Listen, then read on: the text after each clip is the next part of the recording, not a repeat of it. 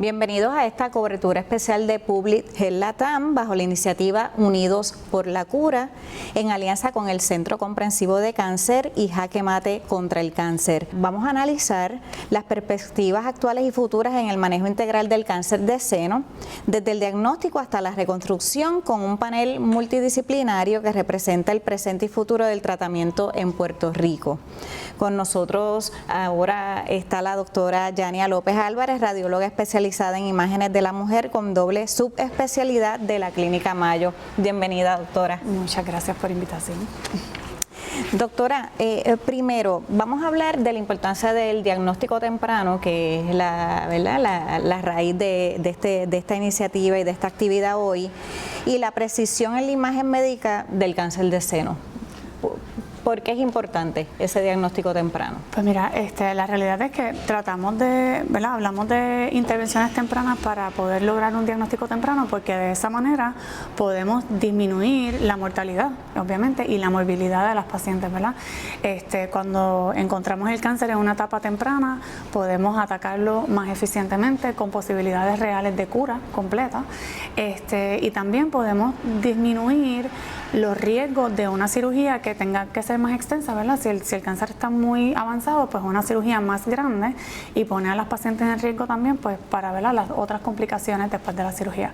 Así que tratamos de encontrar el cáncer en las etapas más tempranas para que la terapia sea más eficiente, más efectiva, y que podamos, ¿verdad?, darle a las pacientes las mejores oportunidades de sobrevida y de tener una vida más saludable a largo plazo.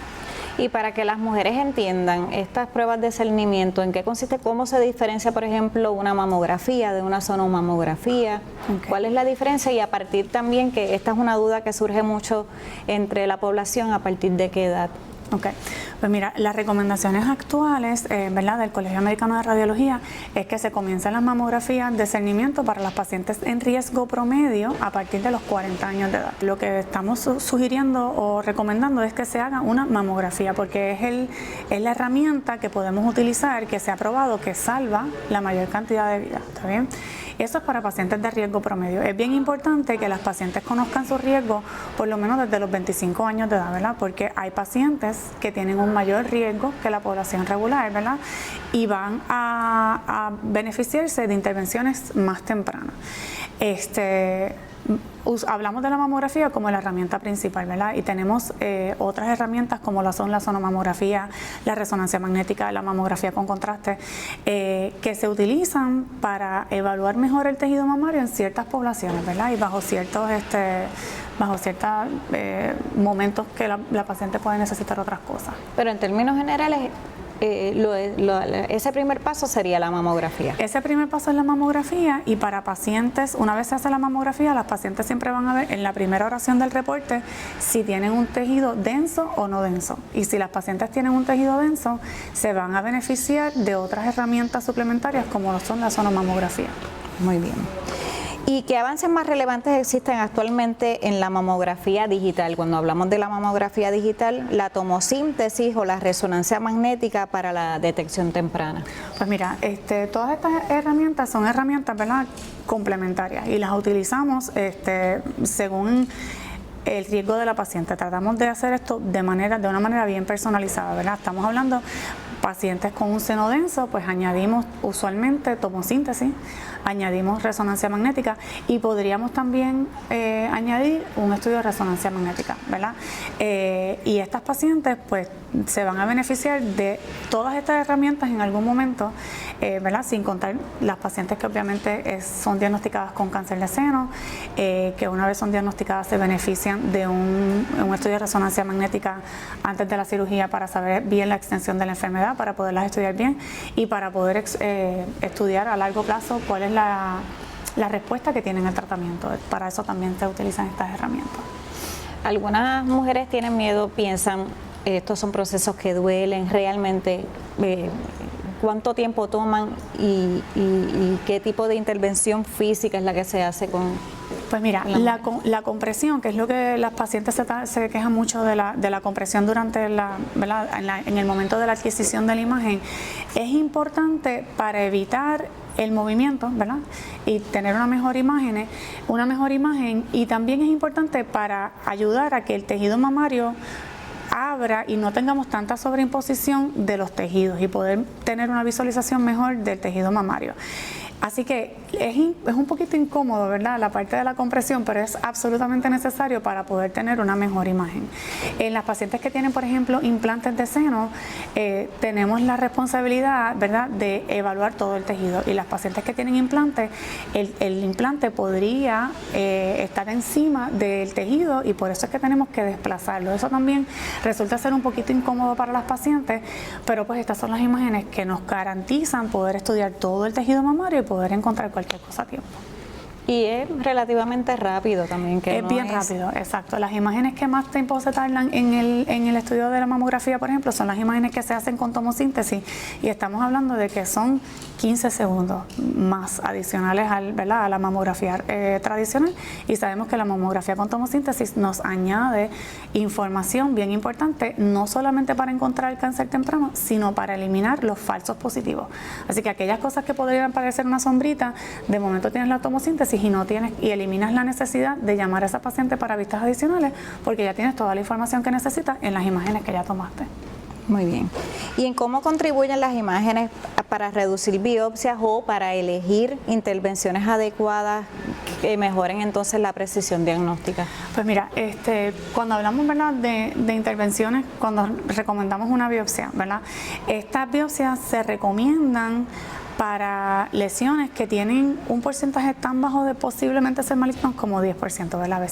A veces vemos algo que decimos, mira, esto probablemente es benigno y podemos dar a esa paciente el beneficio de hacer un seguimiento. En 6 meses podemos darle la opción de hacer un seguimiento en 6 meses, y si hay algún cambio, ¿verdad?, que denote que hay una posibilidad de que haya algo maligno, pues entonces poder hacer la intervención como quiera a tiempo. Pero ¿verdad?, tratamos de entender desde el punto de vista de imágenes cómo se ve en la mamografía, cómo se ve en la sonomamografía, y con esa, ¿verdad?, con esas varias herramientas poder tomar una decisión sobre cada lesión. En términos de seguimiento, doctora, ¿qué importancia tiene este seguimiento anual en mujeres con factores de riesgo, como usted acaba de mencionar, y cómo se puede aumentar la adherencia? Pues mira, lo que queremos es encontrar cánceres temprano.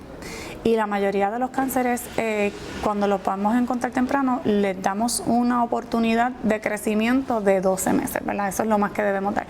Si alargamos el plazo y hacemos la mamografía en vez de cada año, cada 2 años, por ejemplo, pues entonces vamos a estar encontrando cánceres más avanzados. Y lo que queremos es encontrarlos en una etapa más temprana. Así que por eso es que nos beneficiamos de hacer la mamografía anualmente en lugar de cada 2 años. Y en pacientes que, ¿verdad?, siempre hay retos de las pacientes para poder venir a hacerse las mamografías, y dependiendo del entorno social de cada paciente, ¿verdad?, pero podemos tomar en consideración ¿verdad?, obviamente la cobertura de los planes médicos, la parte económica es una parte que es muy importante para muchas pacientes, la parte de la transportación. Es algo que juega un papel bien importante también, ¿verdad?, porque tenemos un montón de centros en la comunidad, afortunadamente, pero aún así hay ciertos sectores de nuestra población que se ven en la necesidad ¿verdad?, de transporte, de ayuda económica, de apoyo de la familia, ¿verdad?, porque no solamente es ir al centro de imágenes a hacerte las imágenes, sino también que necesitas una orden médica, tu médico primario, así que es una red, ¿verdad?, y tratamos de trabajar en conjunto, pero si hay algo que podemos beneficiarnos, ¿verdad?, es de que en general mejoren los servicios para todas las comunidades, incluyendo aquellas que están un poquito rezagadas en ese sentido. ¿Y cómo ayudan los estudios de imagen a monitorear la respuesta terapéutica en pacientes bajo tratamiento? Okay. Pues mira, ¿verdad?, la parte de evaluar la respuesta a tratamiento es algo que nosotros hacemos, ¿verdad?, todos los días.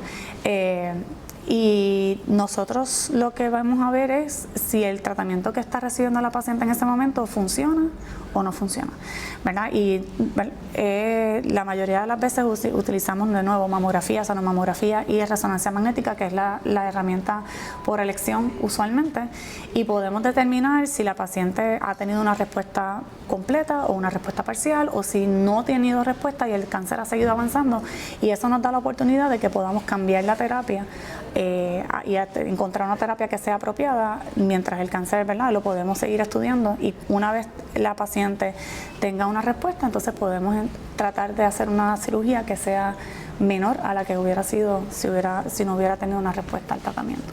Sí, que supongo que entonces ahí ese trabajo en equipo, esa comunicación con el resto de especialistas que trabajan a la paciente es esencial. ¿Y este tipo de pruebas de seguimiento se hacen también anual o eso varía entre pacientes? Eso depende de cuánto sea la duración de la terapia, ¿verdad?, que determina el oncólogo.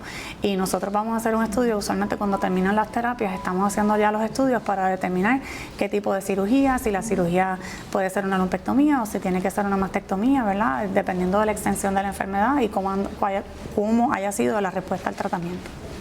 Ahora estamos en una época o periodo en que escuchamos mucho de inteligencia artificial.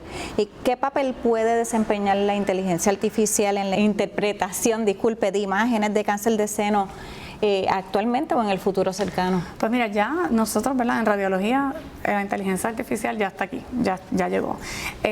Ya hay muchos programas que nos ayudan a nosotros a determinar, por ejemplo, no solamente la densidad de los senos, nos ayudan también a determinar si hay una mamografía que tiene una alta probabilidad de que tenga un hallazgo maligno, ¿verdad?, una malignidad, o si tiene una más bajita, una posibilidad más bajita. Eso nos ayuda a nosotros, ¿verdad?, a organizar nuestro día de trabajo para atender a aquellas pacientes que tengan una alta probabilidad más temprano. Y en el futuro, pues definitivamente la inteligencia artificial nos va a ayudar a encontrar cánceres cada vez más pequeños, ¿verdad? Porque tenemos retos en la mamografía. Obviamente el tejido fibroglandular, que es el tejido mamario, es blanco y el cáncer también es blanco.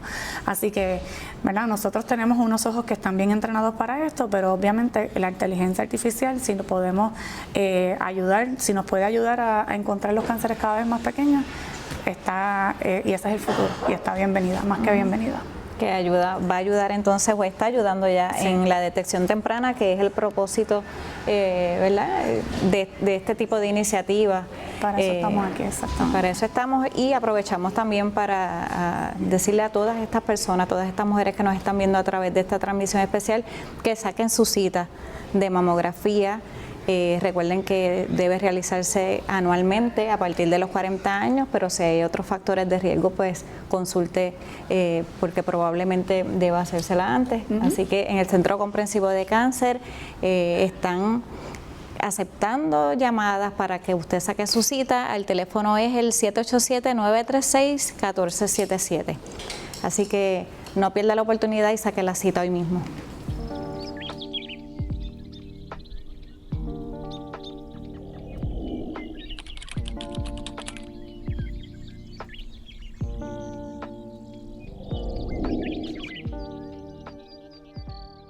Bueno, y continuamos esta transmisión especial desde el Centro Comprensivo de Cáncer, donde estamos llevando a cabo la actividad Unidos por la Cura, en alianza con el centro y con Jaque Mate contra el Cáncer. En esta ocasión se encuentra con nosotros la doctora Julie Dutil, científica en genética e investigadora del centro, que está adscrito a la Universidad de Puerto Rico. Doctora, bienvenida. Gracias. Sí. Doctora, inicialmente, ¿qué importancia tiene la genética con relación al cáncer de seno? Pues es un asunto bien importante, porque la genética es un método que nos ayuda a identificar si en una población hay personas que necesitan tener más seguimiento, más chequeo y que empezar más temprano. Es que la genética es una herramienta para ayudarnos a identificar personas que son a riesgo más alto de desarrollar cáncer de seno. Y mire, desde su trabajo, ¿verdad?, ha sido pionera en el estudio de las mutaciones genéticas asociadas al cáncer de seno en Puerto Rico. ¿Cuáles han sido esos hallazgos más relevantes que han surgido a través de lo que ha podido investigar? Pues hay varias cosas que hemos aprendiendo en términos de investigación. Cuando empezamos, uno de los primeros estudios que hacemos fue un estudio que estaba buscando en factores de riesgo genético para especialmente cáncer de mama, y se identificó que hay una predisposición genética de un gen que se llama el gen BRCA2, que es más prevalente en Puerto Rico, y esa investigación fue bien importante para identificar que la prueba de genética puede ser bien útil en la población para ayudar a hacer esa prevención. Hemos identificado también que a veces hay personas donde la prueba de genética clínica no logran identificar un factor de riesgo conocido, pero estamos en investigación aprendiendo de nuevos factores de riesgo genético que no están ahora parte de la prueba clínica, que en un futuro se pueden usar para tener mejor predicción de los niveles de riesgo de cáncer de seno. Y le pregunto, esta mutación en los genes como el BRCA2 que acaba de mencionar, ¿cómo se compara con otras poblaciones hispanas o latinas? Pues en mucha población del mundo hay una prevalencia más alta del gen de BRCA1, y la importancia clínica de esto, en Puerto Rico tenemos más BRCA2, y aunque son gen bien similar, ambos dan riesgo de cáncer de seno y ambos aumentan también riesgo de cáncer de los ovarios, hay diferencia. Lo que vemos es que con BRCA2 las edades de diagnóstico son un poco más tarde, pero también conlleva un riesgo de otro tipo de cáncer como cáncer del páncreas. Es que son cánceres que también son importantes de estar manejando cuando se sabe que hay un cambio genético en el gen BRCA2 en una familia. O sea que es importante entonces conocer el gen mutante cuando se diagnostica el cáncer. Y le pregunto, ¿por qué es tan... Precisamente esta es una de las importancias de hacer las pruebas genéticas, pero ¿se debe hacer estas pruebas incluso si no hay historial familiar? No siempre, no es una prueba que se debería hacer por toda la población, pero hay alguna banderita roja que se puede ver. Es que una persona que ha tenido algún diagnóstico de cáncer, aunque una persona ya ha tenido cáncer de seno, es importante hacer la prueba de genética para ver si hay que manejar también riesgo de otro cáncer. Muchos de los genes de riesgo de cáncer de seno también conllevan factores de riesgo por otro tipo de cáncer. Es que puede ayudar a una persona que ya tiene un diagnóstico de cáncer. En personas que no tienen diagnóstico de cáncer, pues lo que estamos buscando es si hay algunas indicaciones en la familia. Y estamos hablando de si hay muchos relativos que tienen el mismo tipo de cáncer, especialmente algún tipo de cáncer como cáncer de seno, del páncreas, de los ovarios, o si son edades de diagnóstico temprana. Una persona que ha tenido un cáncer de seno y que no tiene historial en la familia también puede hacerse la prueba, especialmente si es antes de los 50 o si es algún tipo de cáncer de seno que son más asociados con la genética. Es que no necesariamente hay que recordarnos también que hoy en día pues las familias muchas veces son mucho más pequeñas que la familia de antes, y a veces pues no es bien fácil de ver en la familia si hay algún factor de riesgo. Es que hay algún momento donde sí se puede hacer prueba de genética, aunque no hay mucha historia en la familia. Y le pregunto, ¿cómo cambia, si en algo, el manejo clínico una vez se identifica una paciente que tiene la mutación? Pues eso va a depender mucho. Sabemos que pues, conocemos varios genes o varios factores de riesgo. Lo más conocido son los genes de BRCA1 y BRCA2. Eso lo conocemos desde los últimos 30 años, pero hoy en día conocemos otros genes. Cada gen está asociado con un nivel de riesgo y un grupo de cáncer diferente. Con los genes de BRCA, una persona que no ha tenido cáncer, pues en vez de empezar, por ejemplo, la mamografía a los 40, se va a adelantar esos chequeos hasta en los 20. Es que los primeros pasos de seguimiento es a los 20. Además de hacerse más temprano, se va a hacer con más frecuencia, porque la paciente cabe en lo que son lo alto riesgo. Se va a hacer también manejo de riesgo de otro tipo de cáncer. Por los genes de BRCA, lo más importante es el riesgo de cáncer de los ovarios, donde después de haber tenido la familia o entre los 35 y 45 se va a recomendar de remover los ovarios en términos de prevención. Importante, creo que no mucha gente tiene conoce este dato. Y yo le pregunto, doctora, ¿cuáles son los principales retos de acceso a estas pruebas genéticas y a consejería también? Pues hay una falta de personal. Son pruebas que son bastante accesibles ahora en términos de plan, que eso es algo que está reconocido como una necesidad por muchos de los planes médicos. Y también un resultado de genética pues, puede ayudar a justificar algún tratamiento, alguna prevención un poco más intensiva. En términos de los retos, hay una falta de personal o de profesionales que se dedican a la genética. Es que muchas veces es difícil en Puerto Rico de encontrar sitios donde se puede donde hay profesionales de genética. Y es algo que esperamos desarrollar en el futuro y desarrollar herramientas para que la población pueda tener también acceso a esa información que a veces puede ser un poco complicada a entender, pero bien importante para las familias. No, y también, bueno, usted dice que ahora hay un poco más de accesibilidad en términos de planes médicos, pero cómo la investigación entonces también pudiera ayudar, ¿verdad? La investigación en genética pudiera ayudar a reducir las desigualdades en salud que sabemos que existen y a mejorar entonces también la prevención del cáncer de seno. Hemos trabajado con colaboradores en Estados Unidos, incluyendo en Vanderbilt University, en la Universidad de South Florida, para implementar herramientas que son, por ejemplo, web-based, donde se puede ver educación sobre las pruebas de genética y facilitar el acceso a la prueba de genética. Hay posibilidades de hacer, por ejemplo, luego de un video o una teleconferencia, enviar a casa a alguien que puede hacer la muestra de genética. Es que son varias herramientas que estamos explorando para que se pueda lograr no solamente el acceso, pero lograr también un acceso integrado a los profesionales de la salud, los médicos, que van a dar el seguimiento luego de un resultado de genética. En el Centro Comprensivo de Cáncer se empezó hace 2 años una clínica de prevención por pacientes de alto riesgo, donde se incorpora la genética, pero también un sistema de referido de que una vez se identifica un factor de riesgo genético, pues el paciente puede ir a todos los profesionales y los especialistas que se necesita para hacer ese seguimiento y manejar ese riesgo de cáncer. Es que esperemos que este modelo integrado se puede expandir y llevar a otros sitios en la isla también. Qué bien. Ahora que lo menciona, finalmente, ¿qué mensaje le gustaría dejar a las mujeres y profesionales de la salud sobre la importancia de conocer, ¿verdad?, su historia genética y familiar como parte de la prevención?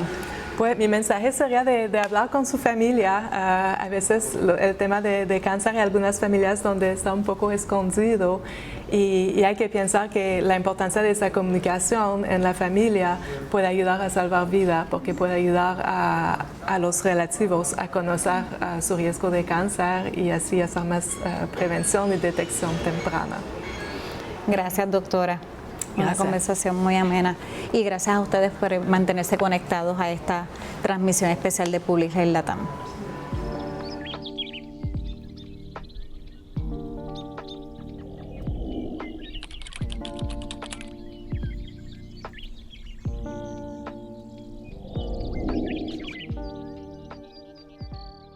Bienvenidos nuevamente a esta cobertura especial de Public Health Latam bajo la iniciativa Unidos por la Cura en alianza con el Centro Comprensivo de Cáncer y Jaque Mate contra el Cáncer. Estamos analizando a través de entrevistas con especialistas las perspectivas actuales y futuras en el manejo integral del cáncer de seno, desde el diagnóstico hasta la reconstrucción, con un panel, como ustedes han podido ver, multidisciplinario que representa el presente y el futuro del tratamiento en Puerto Rico. Y en este momento nos acompaña el doctor Luis Báez Vallecillo, oncólogo especialista en malignidades de seno. Bienvenido, doctor. Gracias por tenerme y gracias a todos por estar aquí. Sí. Doctor, ¿cómo ha evolucionado el manejo del cáncer de seno desde el punto de vista oncológico en los últimos años? en comparación con lo que veíamos a tal vez 1 o 2 décadas atrás. Claro, sí, ¿no? El manejo de cáncer de seno ha avanzado dramáticamente.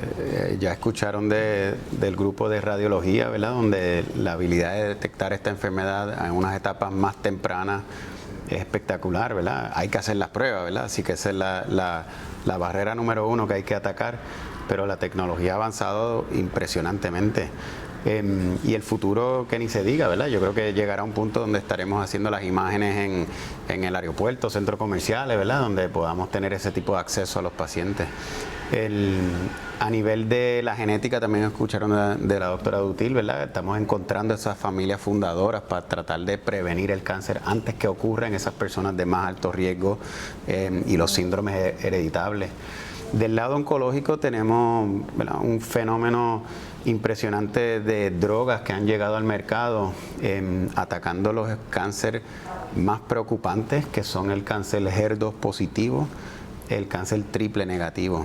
Ya para HER2 positivo la enfermedad le hemos virado la tortilla, como decimos en buen castellano, ¿verdad? Donde antes era una enfermedad terrible, donde no sabíamos cómo curarla. Recurría en 3, 6, 9 meses después de cirugía, pero ya tenemos unas drogas que inclusive no operamos las mujeres antes de darle tratamiento y estamos llegando a unas respuestas completas patológicas que pueden ser 80-85%, es decir, 8 o 9 de cada 10 mujeres que le damos tratamiento antes de la cirugía llegan a tener 0 cáncer en la cirugía y podemos rescatar o decir esta es la sobreviviente. Y en 6-9 meses podemos decir, esta mujer la curamos. En el cáncer triple negativo también llegó la inmunoterapia, que son unas drogas nuevas, novedosas, que usamos el sistema inmunológico para atacar el cáncer de la misma forma que atacamos una bacteria o un virus. Impresionante. Y las respuestas patológicas en ese tipo de cáncer ya estamos llegando a 2 de cada 3 o casi a 3 de cada 4 mujeres que también le damos el tratamiento antes. Y cuando las operamos ya no hay cáncer. Así que eso es una bendición. Háblenos un poquito sobre estas terapias, estas inmunoterapias o terapias dirigidas y cómo han cambiado las expectativas de pronóstico. Sí, quizás han escuchado las noticias, ¿verdad? Ya lo estamos haciendo a un nivel más avanzado en tecnología con lo que es las condiciones hematológicas, donde literalmente sacan las células del sistema inmune, las diseñan y se las vuelven a infundir al paciente para curar leucemias y linfomas. No hemos llegado a ese punto en seno, porque usualmente venimos varios años detrás de las condiciones hematológicas, pero del lado de nosotros pues ya tenemos anticuerpos dirigidos en contra del HER2 y son espectaculares. Y tenemos la terapia dirigida al cáncer triple negativo, donde podemos levantar el sistema inmunológico para que reconozca el cáncer. El cáncer en general se defiende del sistema inmunológico con unos receptores y por eso el doctor James Allison se ganó el premio Nobel en el 18 cuando desarrolló la primera droga, ipilimumab, para este tipo de cánceres, donde ahora pues le quitamos la capa de invisibilidad al tumor y el sistema inmunológico es el que se encarga de erradicarlo. Y en términos de las pruebas moleculares, que escuchamos mucho, pruebas moleculares y genómicas en la selección personalizada del tratamiento. Sí, en los tumores hormonales, que para nosotros inicialmente son más fáciles de tratar porque tenemos la manipulación hormonal para curar a la mujer, pero vemos muchas recurrencias tardías, 5, 10, 15, 20 años después. Y ese tipo de tumor, pues ya estamos encontrando por qué. Y usualmente son una genética del tumor para el cual ya estamos desarrollando anticuerpos, varias mutaciones. Para darte un ejemplo, el más estudiado ahora se llama PIK3CA, que es una mutación que ya tenemos 3-4 agentes orales dirigidos para esa mutación, para cuando recurra la mujer tener opciones de tratamiento, y poco a poco lo vamos trayendo a terapias más adelantadas, es decir, cuando empezamos con la paciente también. En cuanto a pacientes jóvenes, ¿qué retos presenta la adherencia terapéutica y el impacto emocional del diagnóstico? Sí, ese es el enigma del manejo de cáncer de seno, donde nos llegan mujeres jóvenes con enfermedades muy avanzadas por la naturaleza del sistema como lo hemos diseñado, donde pues la mujer joven pues tiene más barreras para romper porque no tenemos la prueba de discernimiento ya establecido por edades, y pues se reconoce que la mujer joven tiende a tener ya nodularidades benignas que vienen sintiendo por muchos años desde que se hacen señoritas, y pues cómo diferenciar benigno y maligno se complica. La semana pasada me llegó una nena lactando un bebé de 5 meses con un tumor bien avanzado en el seno y la axila, y es porque pues mira, estaba lactando y pensó que eso era normal, y pues en lo que oye, tal vez no es normal, y llegamos a hacerle el diagnóstico, pues nos cogió ventaja.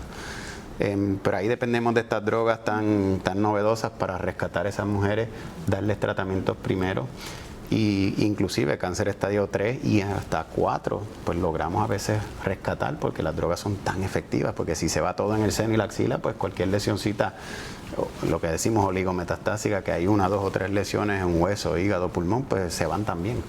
Entonces pues nos encargamos de erradicar la enfermedad a nivel global del cuerpo. ¿Cuál es la recomendación? Porque tomando en consideración lo que acaba de decir del reto que hay, el desafío que hay en el acceso a las pruebas de discernimiento, ¿qué recomendación usted da como doctor a esta población? Sí, las mujeres jóvenes, pues la realidad es que hay que empezar a fomentar el que conozcan su seno, que se palpen, que no le teman al seno. Hay mujeres que no se palpan el seno por miedo, ¿verdad?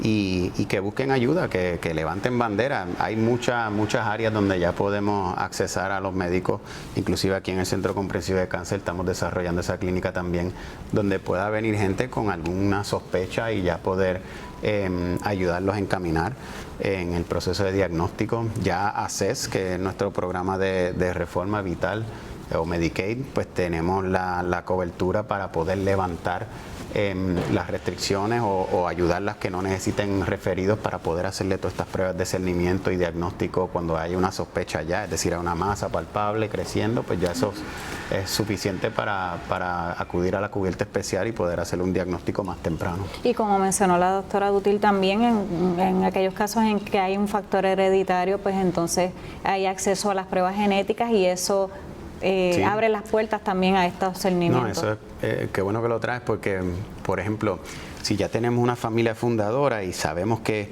hija y nieta tienen la mutación, de hecho, inclusive para BRCA1, BRCA2 y otras más, ya tenemos drogas dirigidas a la mutación. Así que si yo encuentro un cáncer en una dama que ya tiene la mutación preestablecida, ya yo tengo una pastillita que saco del botiquín y se la doy, tú vas a empezar esto, en lo que te hacemos el MRI, el PET y eso, para que eso no siga creciendo. O sea que ya estamos, la idea es tratar de encontrar toda la información antes de que el paciente le dé un cáncer, y pues por eso la prueba de discernimiento pues la estamos poco a poco adelantando en edades, y según la tecnología va mejorando, la radiación de la mamografía va bajando, pues podemos empezar a adelantar esas pruebas de discernimiento. Volvemos a la cantaleta de siempre, pero es que la detección temprana es la clave. Es la realidad. Y doctor, ¿cómo evalúa la situación del acceso a medicamentos innovadores en Puerto Rico y qué se necesita mejorar? Sí, los medicamentos los tenemos, inclusive los estudios los tenemos. Aquí en el Centro Comprensivo ya tenemos la plataforma de estudios clínicos federales, fundada y dirigida por mi padre por 3 décadas o más. Y ya la estamos corriendo aquí a nivel de subgrupos, separando lo que es hematología, ginecología y tumores sólidos. Pero tenemos protocolos también donde estamos trayendo drogas nuevas a nivel de farmacéuticas, y el acceso es 100%. Las drogas que tenemos en Estados Unidos las tenemos aquí. El punto es, ¿verdad?, quién va a pagar, quién cubre, ¿verdad?, porque son drogas extremadamente costosas durante su tiempo de patente. Ya estamos viendo que las drogas, cuando expiran la patente, empiezan a crear biosimilares mucho más económicas, mucho más accesibles para nuestra población, que particularmente depende mucho de la ayuda gubernamental de Medicaid. Y la realidad es que son tan costosas estas drogas que, o sea, el 80% de las personas cualificarían, porque son muy costosas, pero tenemos los mecanismos para ayudar a nuestra población de mujeres y hombres también. Sí, volvemos a lo mismo, tal vez tenemos los tratamientos, tenemos los recursos, ese primer paso es que se tienen que hacer la prueba, o sea, sí, eso es primordial, y tal vez un poco de esfuerzo comunitario a través del Centro Comprensivo de Cáncer, llegar a comunidades donde existe la desigualdad y lamentablemente hay poblaciones que hay que mejorar eso, ¿verdad? Eso sí lo conocemos. Hablemos ahora de otro asunto que preocupa mucho a las pacientes y es una vez ocurre el diagnóstico, la cirugía. ¿Cómo ha cambiado el abordaje quirúrgico del cáncer de seno en la última década? Sí, dependemos mucho de nuestros cirujanos oncólogos. Remover un tumor no es simplemente corta y vámonos. Hay que tener una estrategia antes de entrar a sala y muchas veces la desarrollamos a nivel multidisciplinario.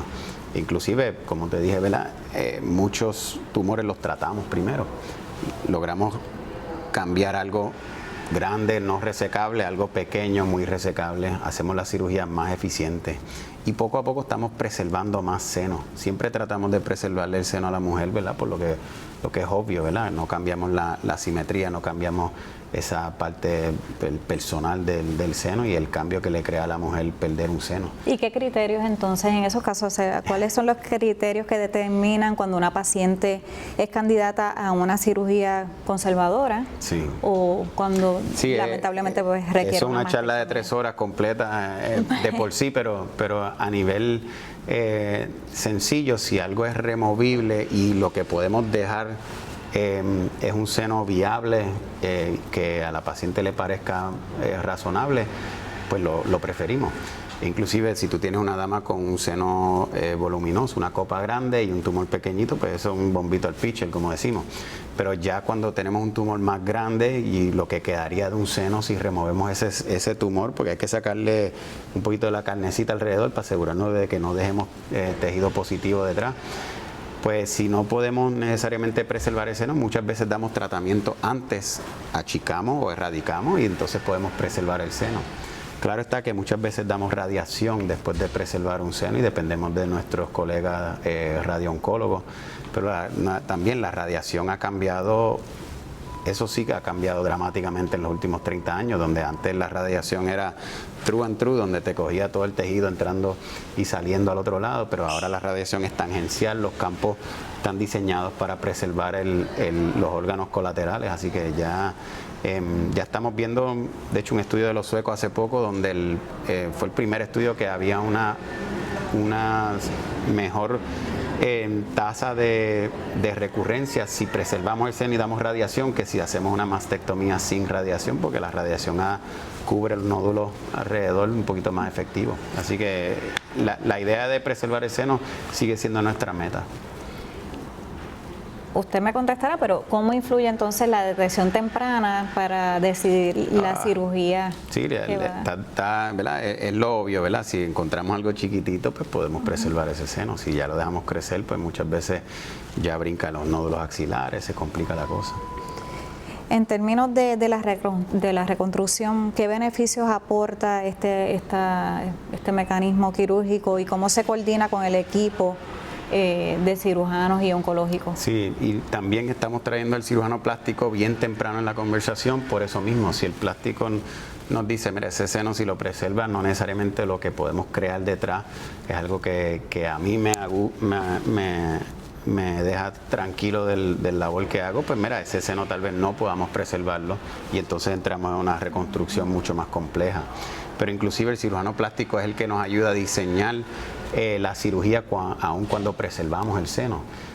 Si recuerdan, ¿verdad? Históricamente hacemos una mamoplastía para mujeres con senos ya muy grandes después de sus varios embarazos y quieren recoger porque ya les crea un peso, le está dando problemas de espalda, pues ese tipo de cirugía es la que usamos en conjunto con una preservación de seno, donde el cirujano oncólogo hace la tumorectomía y viene el plástico y le hace la reducción y queda espectacular, ¿verdad? Inclusive